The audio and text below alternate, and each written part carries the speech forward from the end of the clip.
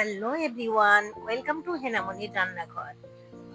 আজ আমি আপনাদের সঙ্গে শেয়ার করব রেস্টুরেন্ট স্টাইল পরোটার রেসিপি। নরম তুলতুলে, অসংখ্য লেয়ার যুক্ত হয় এই পরোটা। দারুণ খেতে লাগে। পরোটা তো অনেকেই তৈরি করতে জানেন, কিন্তু এইভাবে একবার বানিয়ে দেখুন, ভীষণ ভালো খেতে হয়। বাড়িতে মেহমান আসলে তাদের কষা মাংসের সঙ্গে এইরকম পরোটা তৈরি করে পরিবেশন করতে পারেন। কোনো স্পেশাল অকেশনেও এই পরোটা তৈরি করে নিতে পারেন। আশা করছি আমার এই রেসিপিটি আপনাদের ভালো লাগবে। ভালো লাগলে ভিডিওতে লাইক দিয়ে আমার পাশে থাকার জন্য আমার চ্যানেলটিকে অবশ্যই সাবস্ক্রাইব করে নেবেন। আসুন তাহলে দেখে নিই আমি কিভাবে তৈরি করছি। এখানে একটি মিক্সিং বোলের মধ্যে নিয়ে নিলাম 2 কাপ ময়দা, দিয়ে দিচ্ছি স্বাদ মতো লবণ এবং দিয়ে দিচ্ছি 1 চামচ চিনি এবং দিয়ে দিচ্ছি 1 চামচ ইনস্ট্যান্ট ইস্ট। ইস্টটা যদি হাতের কাছে না থাকে তাহলে বেকিং পাউডার দিয়ে দেবেন 1/2 চামচ, আর 1 চিমটে দিয়ে দেবেন বেকিং সোডা এবং দিয়ে দিলাম একটি ডিম। সমস্ত উপকরণ আমি হাতের সাহায্যে একটু মিশিয়ে নিচ্ছি।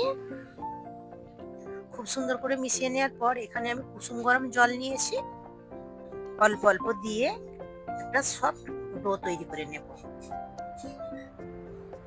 এই ডোটা একটু নরমই তৈরি করে নিতে হবে। ঠিক এইরকম চিটচিটে একটা ডো তৈরি করে নিয়েছি। এখন এর মধ্যে 1 টেবিল চামচ সাদা তেল দিয়ে দিচ্ছি। তেলটা দিয়ে খুব ভালো করে আমি মেখে নেব।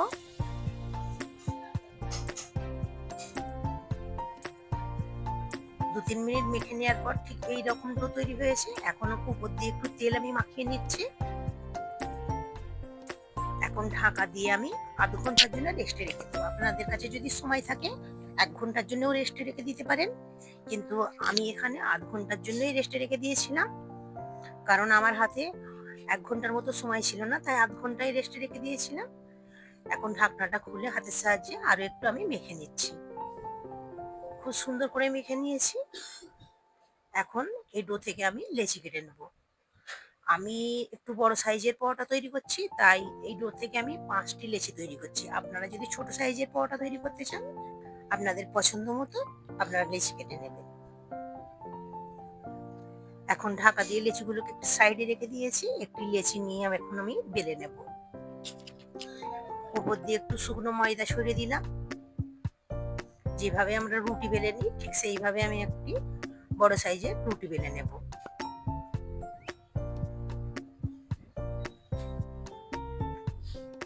সুন্দরভাবে বড় করে একটা রুটি বেলে নিয়েছি। এখন এর মধ্যে দিয়ে দিচ্ছি গলানো বাটার। 1 চামচ মতো দিয়েছি, হাতের সাহায্যে খুব সুন্দর করে লাগিয়ে নিচ্ছি এবং উপর দিয়ে দিয়ে দিচ্ছি শুকনো ময়দা। ময়দাটাকেও চারিদিকে একটু লাগিয়ে নিচ্ছি। এখন আমি মাঝ বরাবর এইভাবে একটু ছুরির সাহায্যে কেটে নিচ্ছি এবং ঠিক এইভাবে রোল করে নিচ্ছি। আপনারা দেখে নিশ্চয়ই বুঝে নিতে পারছেন আমি কিভাবে রোল করছি।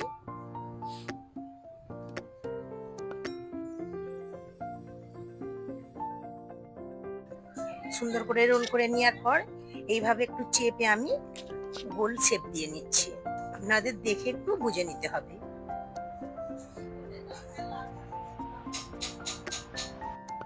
একটি আমার রেডি হয়ে গিয়েছে। এখন একটি প্লেটের মধ্যে আমি তুলে নিচ্ছি। বাকিগুলো একইভাবে আমি প্রথমে রেডি করে নেব। আর একটি পরোটা তৈরি করে আপনাদের দেখিয়ে দিচ্ছি। এইভাবে একবার পরোটা তৈরি করে দেখবেন, দারুণ খেতে লাগে কিন্তু। এই পরোটাটা যে কোনো তরকারির সঙ্গে খেতে খুবই ভালো লাগে। বাড়িতে একবার হলেও তৈরি করে দেখবেন এবং বাড়িতে যদি তৈরি করেন অবশ্যই কমেন্ট করে জানাবেন খেতে কেমন হয়েছিল। আর বন্ধুরা, আমার চ্যানেলে অনেকগুলো নানা ধরনের পরোটার রেসিপি দেওয়া আছে, আপনারা চাইলে সেগুলোও দেখে নিতে পারেন। আর বন্ধুরা, এতক্ষণ যদি আমার এই ভিডিওটা দেখে থাকেন, যদি এতটুকু ভালো লাগে থাকে, ভিডিওতে একটি লাইক দিয়ে আমার পাশে থাকার জন্য অবশ্যই চ্যানেলটিকে সাবস্ক্রাইব করে নেবেন নতুন নতুন রেসিপি পাওয়ার জন্য। সবগুলো পরোটা আমি একইভাবে তৈরি করে নিয়েছি এবং সবগুলো পরোটা এরকম তৈরি করে নেওয়ার পর একটি ভিজে কাপড় দিয়ে আমি ঢাকা দিয়ে রেখে দেব এবং তার মধ্যে থেকে একটি পরোটা নিয়ে এখন আমি বেলে নিচ্ছি।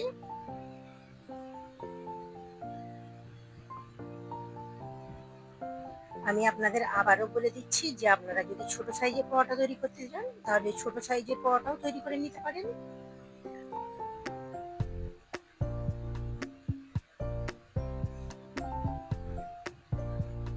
বেলে নেওয়ার পর গ্যাসের ফ্লেম অন করে আগে থেকে আমি একটি ফ্রাই প্যান গরম করে নিয়েছিলাম।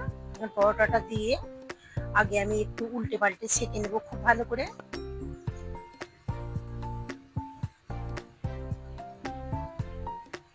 উল্টে পাল্টে সেঁকে নেওয়ার পর আমি উপর দিয়ে এইভাবে 1 চামচ মতো সাদা তেল দিয়ে দিলাম। যেভাবে সাধারণত আমরা পরোটা ভেজে থাকি ঠিক সেইভাবে করে আমি সবগুলো পরোটা সুন্দর করে ভেজে নেব। এক সাইড ভাজা হয়ে গিয়েছে, আবার আমি উল্টে পাল্টে সুন্দর করে আমি ভেজে নিয়েছি। সুন্দর একটা কালার চলে এসেছে, একটি পরোটা আমার রেডি হয়ে গিয়েছে। এখন আমি একটি প্লেটের মধ্যে তুলে নিচ্ছি। সবগুলো পরোটা আমি একইভাবে ভেজে নেব। প্রথমে আমি একটু উল্টে পাল্টে সেঁকে নেব, তারপরে আমি তেলটা দেবো।